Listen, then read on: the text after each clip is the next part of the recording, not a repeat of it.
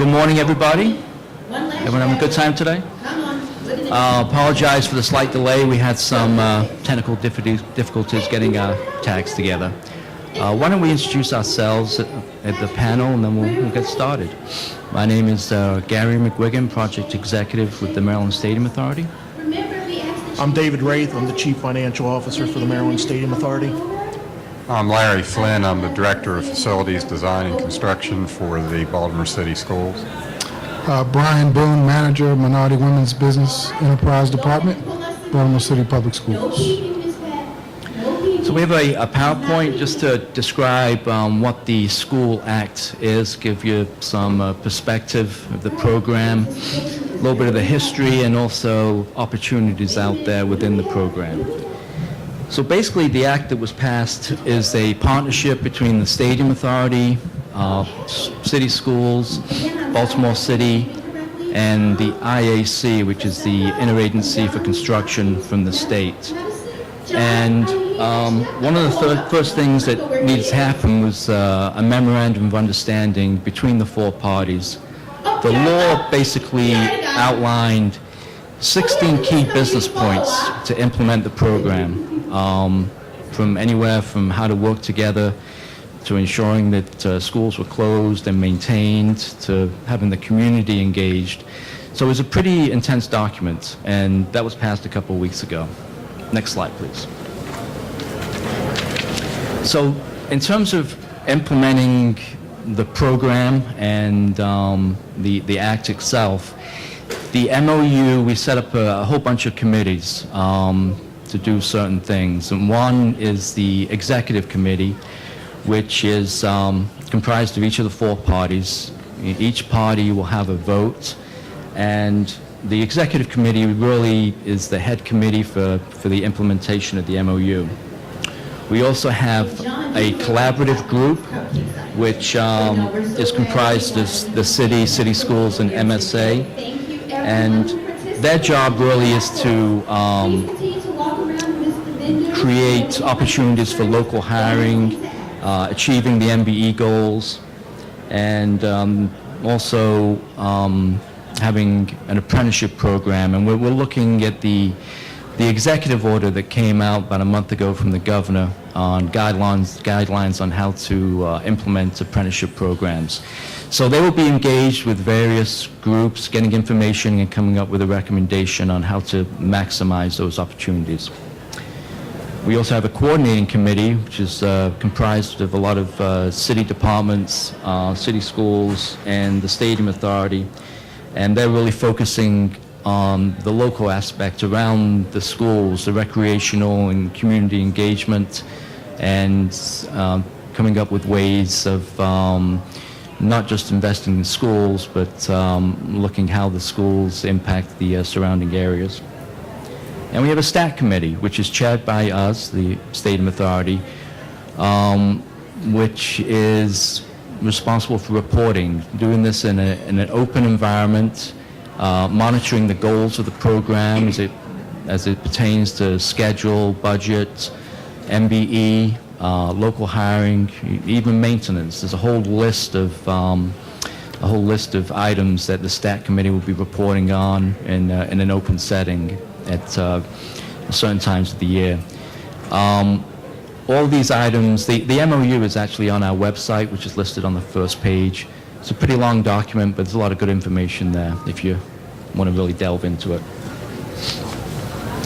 So the program itself, next slide please, sorry, is the way the legislature set this up is that the Stadium Authority will receive $60 million, and we'll use that to leverage bonds over 30 years, and David's going to get a little bit more into that in a little bit, up to $1.1 billion. And the way we set up the division of responsibilities, we're not school experts, City Schools is. So City Schools is really in charge at the beginning of the process, conducting the educational specifications, feasibility studies, early design, getting the community input during the early process, and they're actually into that process for the year one schools as we speak.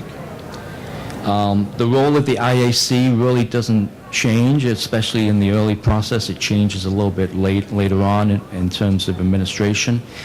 But the IAC will approve which schools will be actually performed in and the feasibility studies related to those schools. And this is a big program, so the way we set it up was that the Stadium Authority will have the active management on new schools. City schools will have the active procurement and management on the renovations. But we're going to work in partnership. One of the things that came out of the MOU was, I think, respect to each other through that process, and we really laid the groundwork for seeing this thing through. The only way it's going to be successful is if we all work as a team. So we're going to have joint selection committees for all the architectural and construction-related contracts and work through this together. Couple of things. This is a state program, so the state policy will abide as in terms of prevailing wage rates and the MBE program, and also with the apprenticeship programs we were talking about earlier.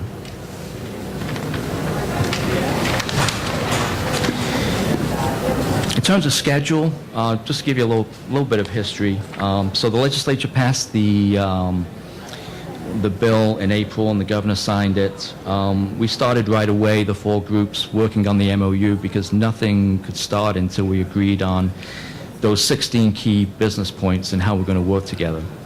The process went very well. We agreed late summer on the MOU. It had to go through 5 approvals, and the last one was 2 weeks ago at the Board of Public Works on October 16th. So we're ready to go, and this is actually the first forum for unveiling basically what the program is.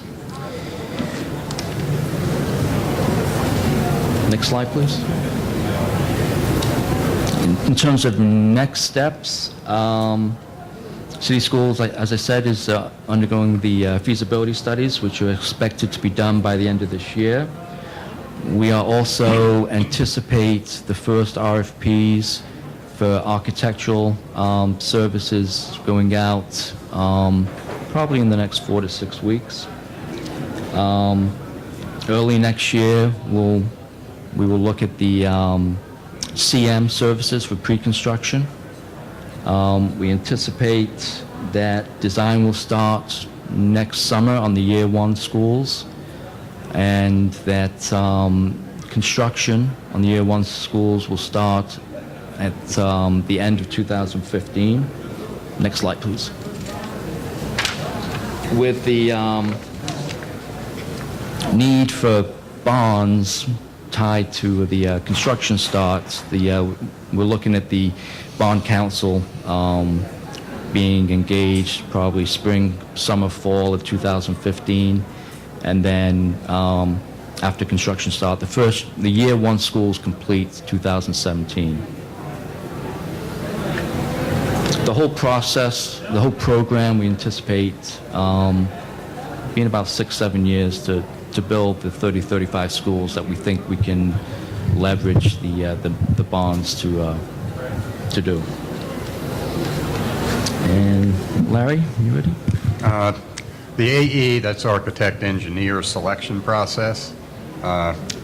Stadium Authority and City Schools will issue a joint expression of interest for the architects and engineers. It's our intention to develop a pool of qualified firms to continue through the design and feasibility study pieces of the 10-year plan. You can go to the next one.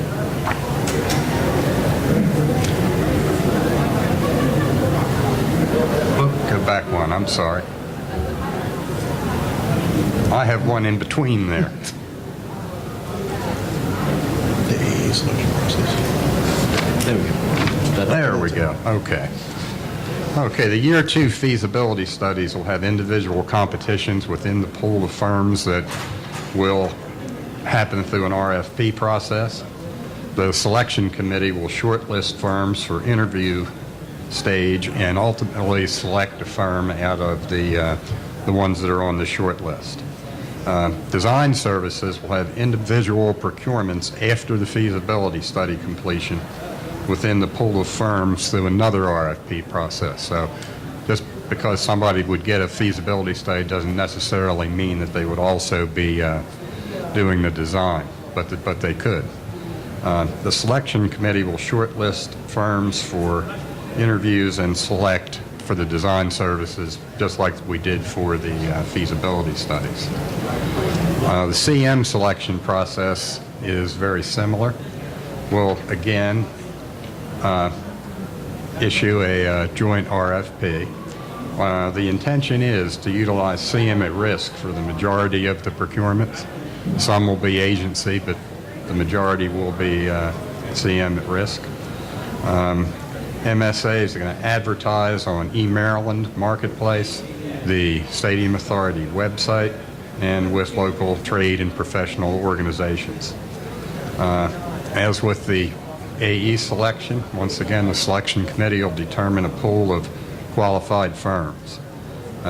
Renovation and replacement projects will have individual competitions within the pool of firms through an RFP process.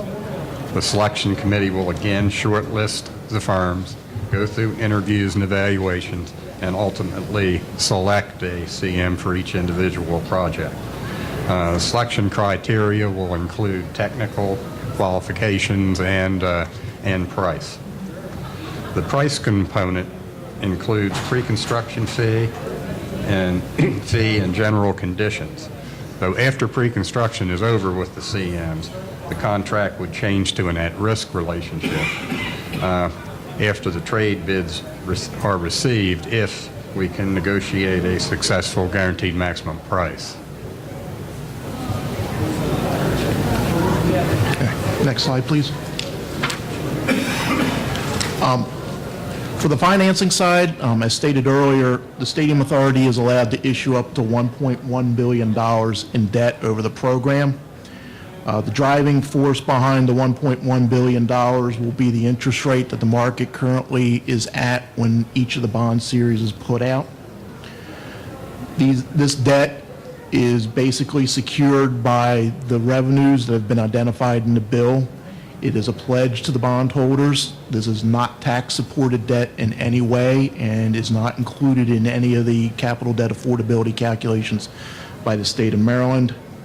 Also, that there is no debt, liability, or pledge or the faith of the credit of the state going towards these bonds. Next slide, please. This will be a revenue bond. And with the revenue bond, the funds that have been pledged through the statute is $10 million will be coming from Baltimore City, and that will be comprised of the bottle tax, 10% of the rent that is received from the operator of the Baltimore City video lottery facility, and the table game revenues that are generated by the lottery facility, video lottery facility.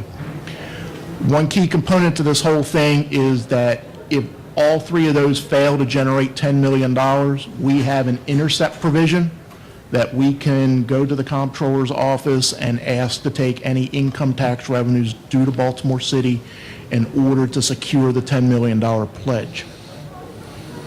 Also pledged is a $10 million retirer health insurance cost shifted from Baltimore City to the Board of School Commissioners.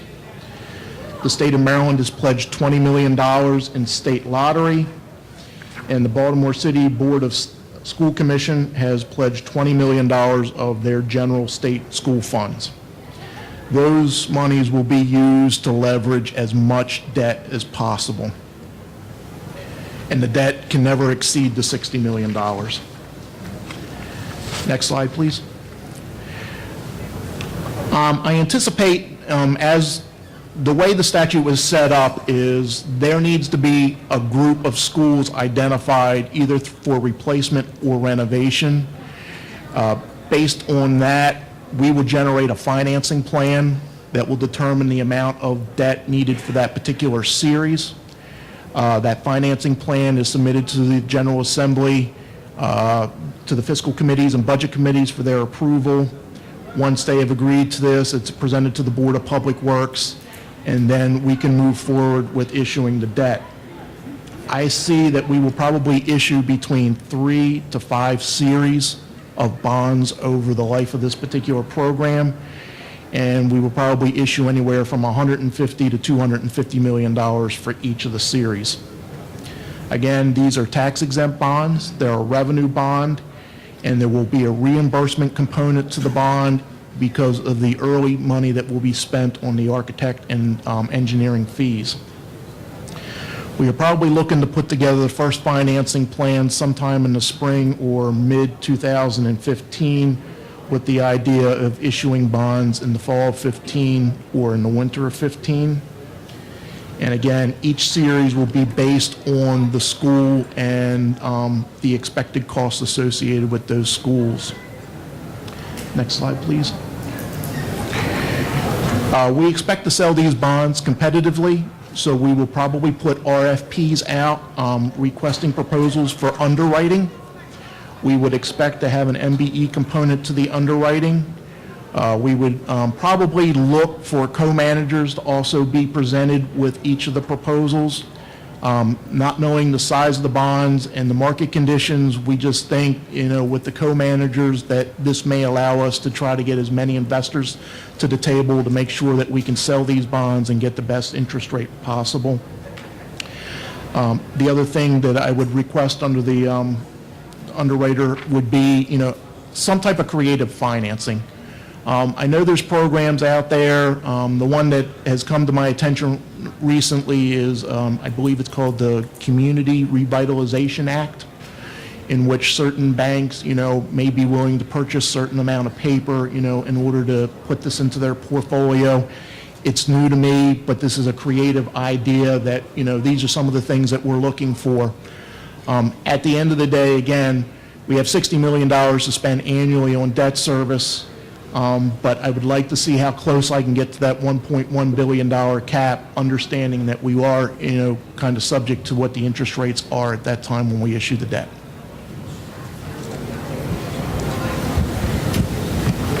Next slide. Thank you. In terms of MBE participation, as I said, this will follow the state law and policies.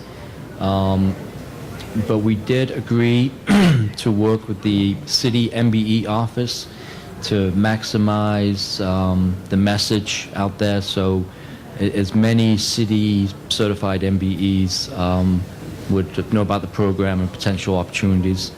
We'll conduct outreaches with the city. We'll conduct our own outreach with GOMA also. And the first one is probably going to be the end of this year for the architectural services with that RFP coming out. So I would say in December we'll have our first major outreach.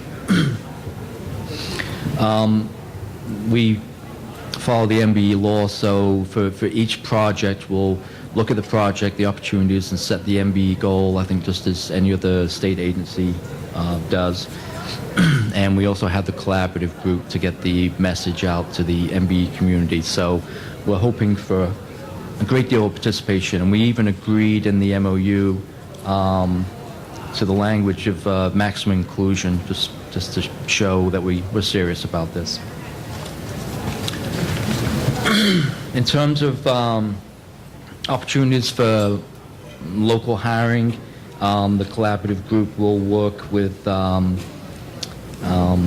trade organizations, local community groups to also maximize the opportunities for not only local city residents, but also for city school students. I think this is a great program that has a lot of benefits for learning and education, and we all see that message. So we're going to work extra hard to get the most out of this for Baltimore City and the schools.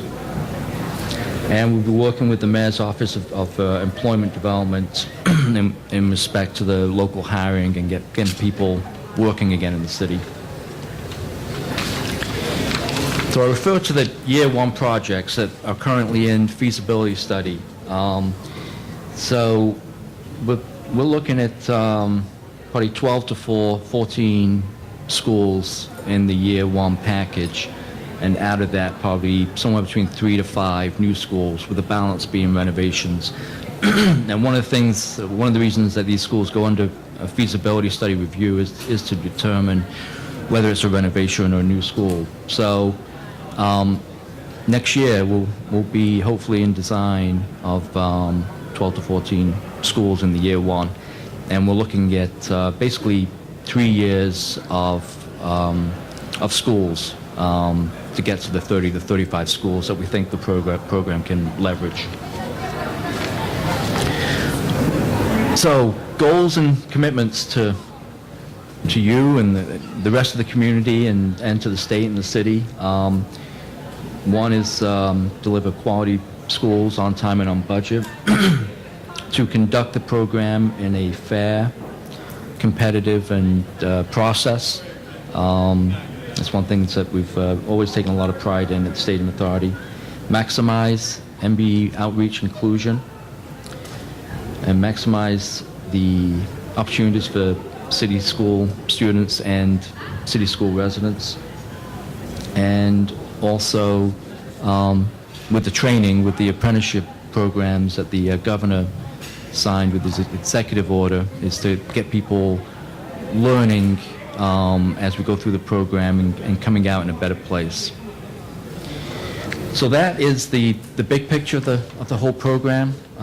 Be happy to answer questions. Some of the details have not been worked out as we're 2 weeks past the MOU negotiations, but we'll do our best. So are there any questions out there? Yes, sir. About the recruitment process for aid services, particularly the criteria and use for selection. The criteria hasn't been established yet. Big picture, technical is extremely important with professional services. So the technical component of getting the most qualified teams in will be of the utmost importance. But as we develop the RFP over the next month, we'll start to get into the actual details on the technical portion. Yes, ma'am.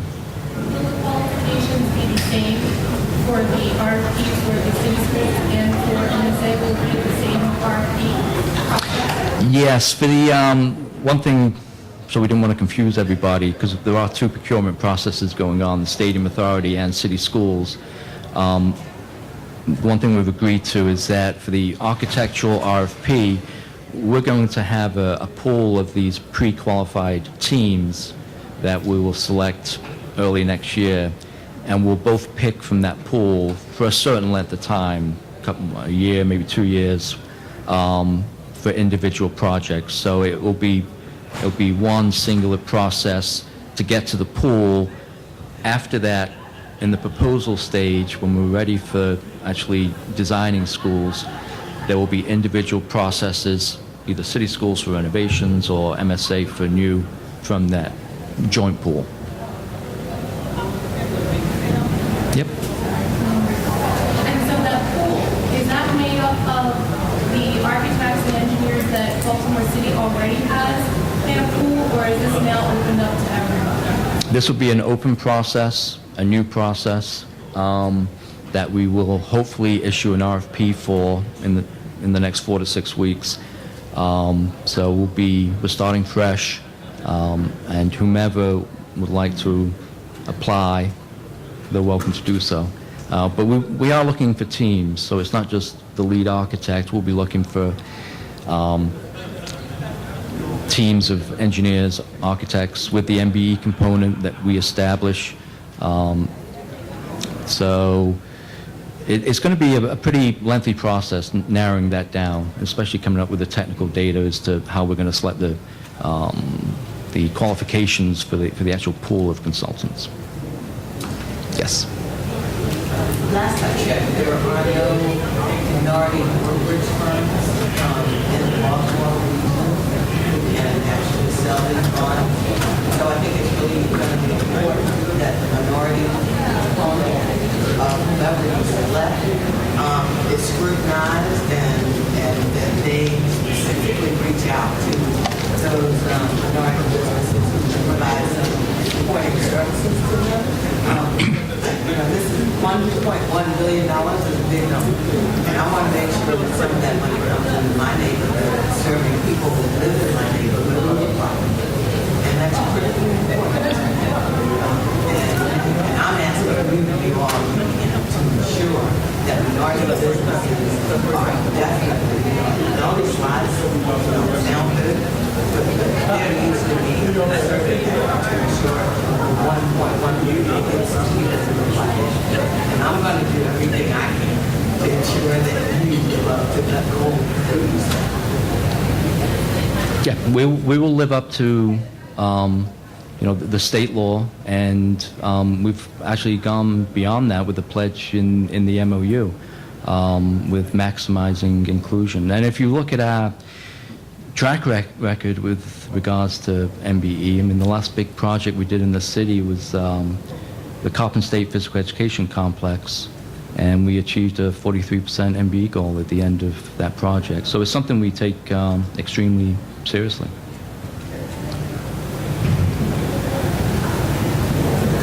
Yes. Is that one pool for the additions and renovations?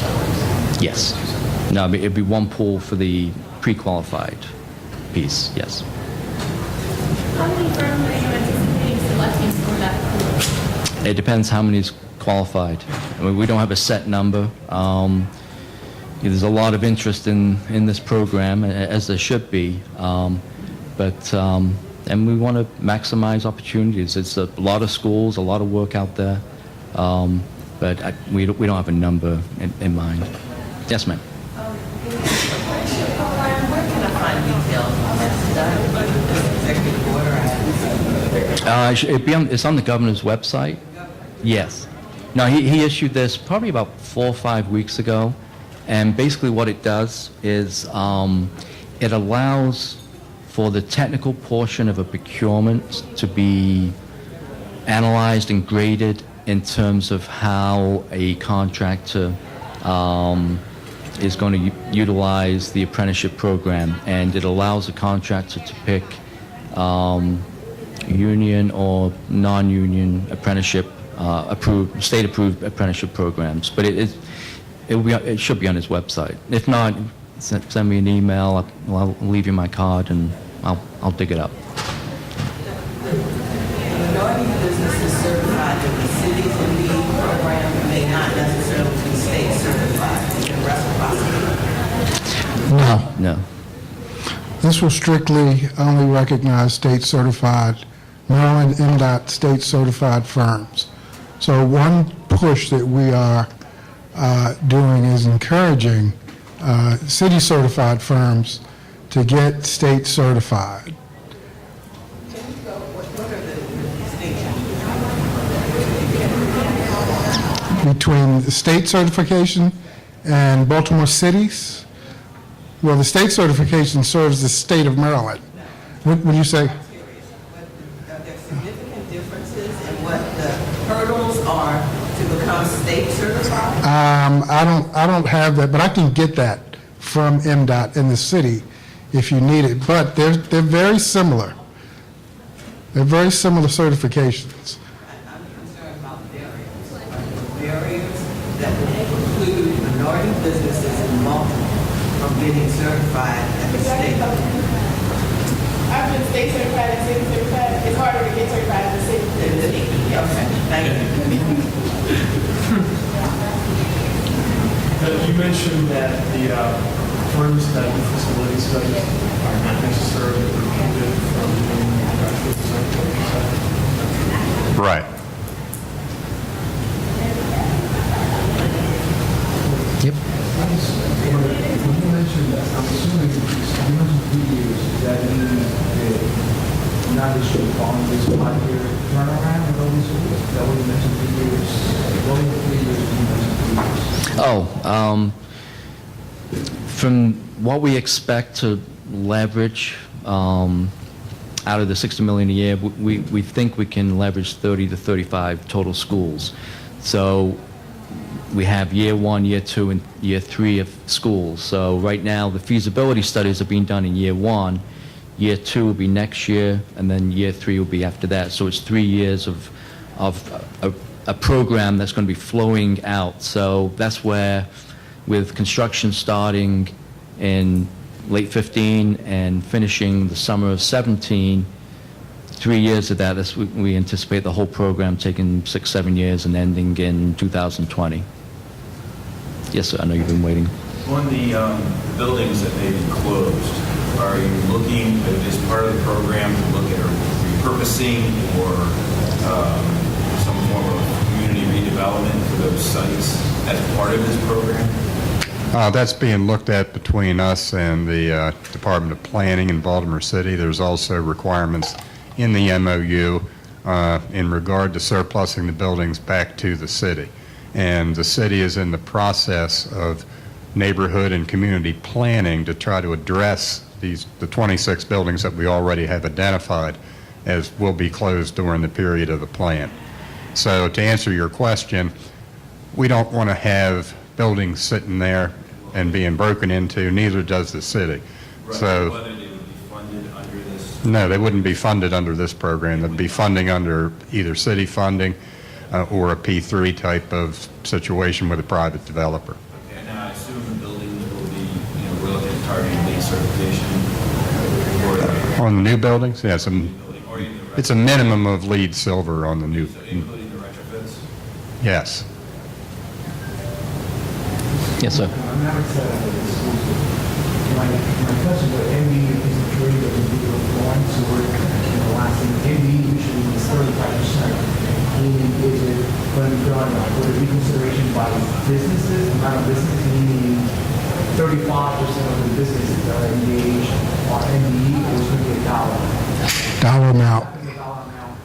A lot of times, if they choose a mechanical contract, for example, practically that would be it. That's all they need. And a lot of times, minority companies, when it comes to the smaller dollar paying, because the dollar amount is so much smaller, it doesn't quite fit that. So I'm wondering if there's anything that can be maybe looked into in that scenario. Because the MBE sounds great, but then you have many different companies that kind of is a dance in that world, because by that time that we're out to get our part, that's already been procured. Because again, you got the mechanical and those sort of, which is understandable, that the ones that, the structural, the ones that get that whole amount, and there's a new matter. So this is something to go out there. I would suggest that on the, I call them major renovations and the new projects, you're going to have projects with 15 plus MBE subs on them, making up the MBE goal. And it may vary from flooring to demo to carpentry to mechanical and electrical, and they're going to need MBEs to get to the goal, and it's going to follow the contract award into dollars.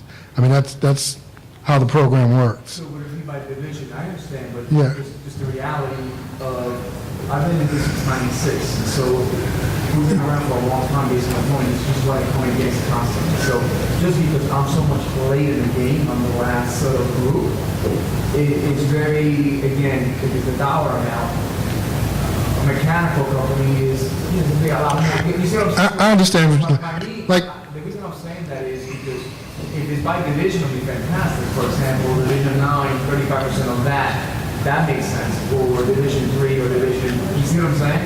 Yes. That completely makes sense. And if that's a fair across the board, that would be a fantastic, maybe something, because it sounds like you guys are really interested in making this happen in the challenge, but I love it. But maybe it's something that you might be innovative and be able to start that process. That'll be excellent. Well, as we're doing renovations now and it's smaller projects, I really understand what you're saying, because the MBA goal could be obtained through supplies. There may only be 2 MBEs on a project that's $700,000. So I understand what you're saying. But there's going to be more opportunities with these major renovations and new schools. I'm excited, but what I'm saying is it will be a great opportunity just to consider. You guys are leading the way on this, which I think it could maybe be a breakthrough in that area of thinking, maybe breaking them out by division. It's something to think about, that's all. Okay. Doesn't mean you're gonna do it or not. I understand.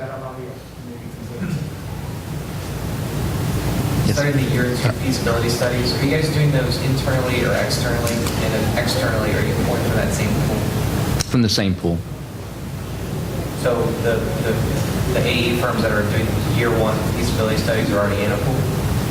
They're being funded by city schools as part of a previous process. Okay, so This is, yeah, starting from scratch. Yeah. Thanks. Yes, ma'am. I have a question about the apprenticeship program. So, I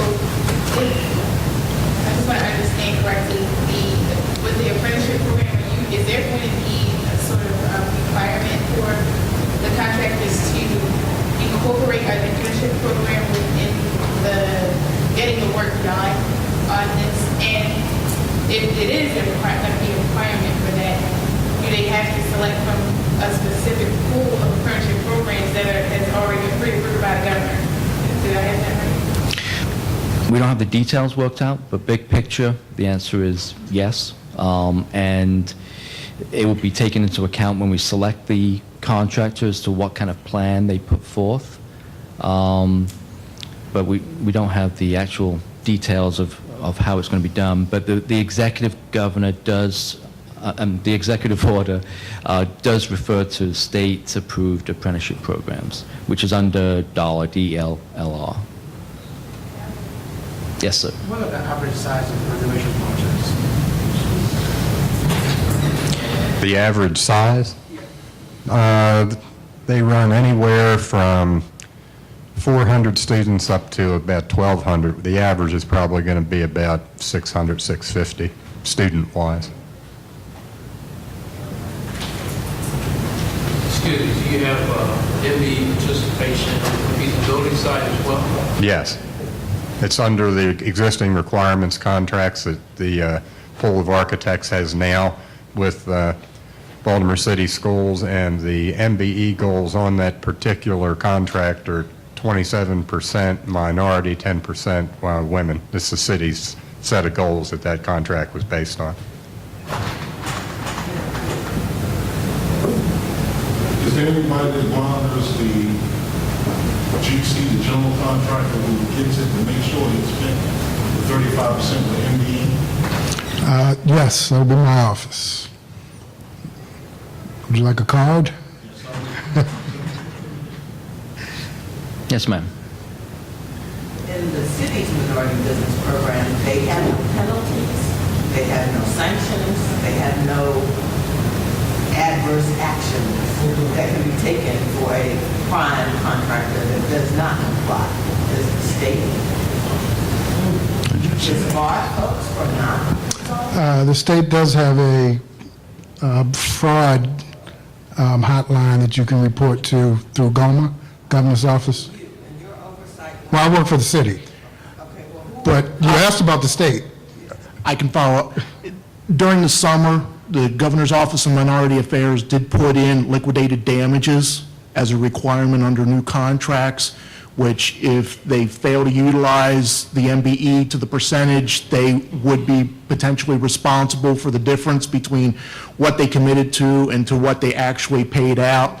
There's also damages that if they don't report timely on payments to the subcontractors, there's a various number of liquidated damages now that will be set forth in the contracts. Per day. Excuse me? Yes, per day. Yes. And the 35% on the MBE contractors, because I've actually experienced contractors doing this, they would spend money, just what he said, supply, and you were not actually getting the labor, which is the whole goal of getting the community back to work. They were spending the money for supplies through the MBE contract.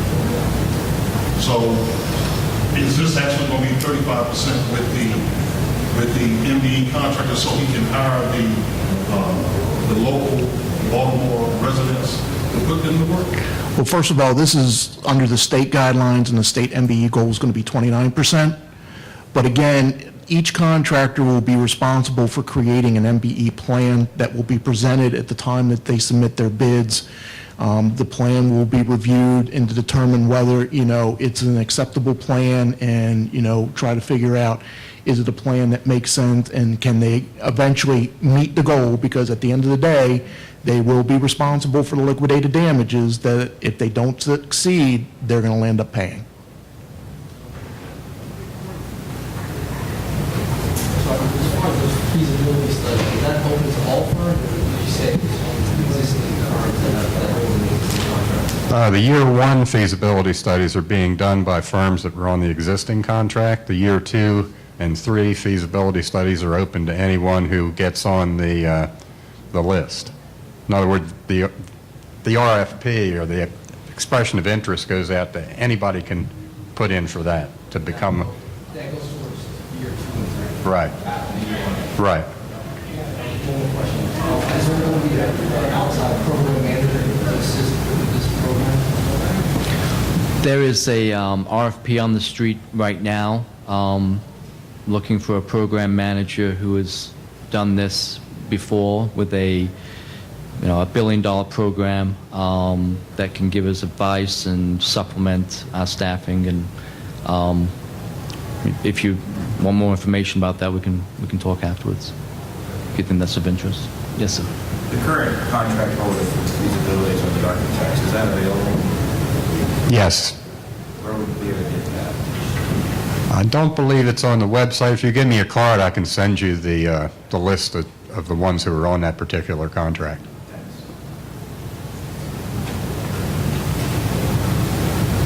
Yes, ma'am. Will you keep your website up to date with current information and push as much information about this whole project out to us? Or will we be having to submit public information requests to get stuff? If you give me a little time, right now it's like 2 of us in the office working on this. That is our intent. One of the things we agreed to in the MOU is the executive committee meets every 3 months, and that's the leadership behind this program. We didn't have to have public meetings, but we want the information to be out there. So we put it in the MOU that we'll have public meetings. The reports will be public. We're all getting up to speed with this, and that's why we don't have a lot of details. We're staffing up right now to implement the program, so is city schools. But yes, the intent is to have the information available, as I said before, open, competitive, and fair, and have the information out there. So it will be available. And just let me say that in addition to, Gary mentioned that they're going to have outreach soon. Baltimore City's NWBE department is planning an outreach event in probably January, just to talk specifically about opportunities related to city schools, talk about certification, just talk about what's coming, and just to try to get the information out. We'll have it on the website. We're going to push it to any and everybody we've met, try to e-blast it, just to try to share information on what's coming.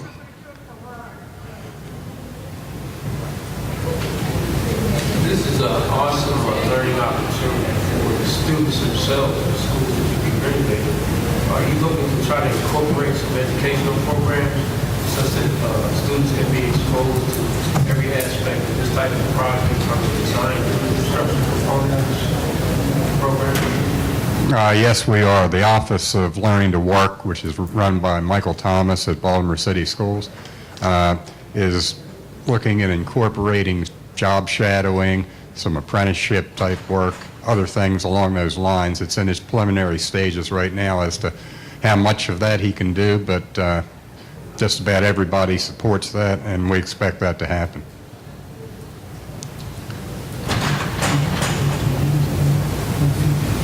Yes, sir. 2 questions. One on the MBE side. Understand, I know CQ was just barely on some goals under the MDOT program. I want to know if there will be some goals under the program. And the next question is on the AE side, under the program goal, there be any systemic